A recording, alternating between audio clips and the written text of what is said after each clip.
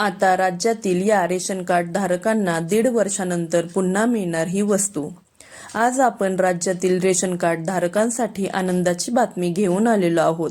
राज्यातील अंत्योदय ration card धारकांसाठी दिलासादायक निर्णय घेण्यात आलेला आहे। तब्बल 1.5 वर्षाच्या प्रतीक्षेनंतर पुन्हा एकदा साखरेचे वितरण सुरू होणार आहे। शासनाच्या अन्न नागरी पुरवठा व ग्राहक संरक्षण विभागाकडून आवश्यक साखर उपलब्ध झाल्याने रेशन दुकानातून प्रतिमाह 1 किलो साखरेचे वितरण करण्यात येणार आहे। या निर्णयाचा फायदा अत्यंत गरीब व गरजू कुटुंबांना होणार आहे। साखर वाटप बंद होण्याचे कारण काय?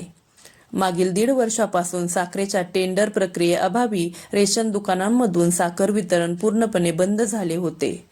साखरेसाठी बाजारात 44 रुपये प्रति किलो द्यावे लागतात, परंतु रेशन दुकानांमध्ये 20 रुपये प्रति किलो दराने साखर देण्यात येते। निर्णय काय? अन्न नागरी पुरवठा व ग्राहक संरक्षण विभागाला नोव्हेंबर व डिसेंबर 2025 त्याचबरोबर जानेवारी 2026 या 3 महिन्यासाठी साखरेचे नियंत्रण शासनाकडून मंजूर करण्यात आलेले आहे। बहुतांश सामान्य कुटुंबामध्ये सण उत्सवामध्ये गोड पदार्थ बनवले जातात, त्यामुळे अंत्योदय कार्ड धारकांना प्रति कार्डला 1 किलो याप्रमाणे साखर देण्यात येते।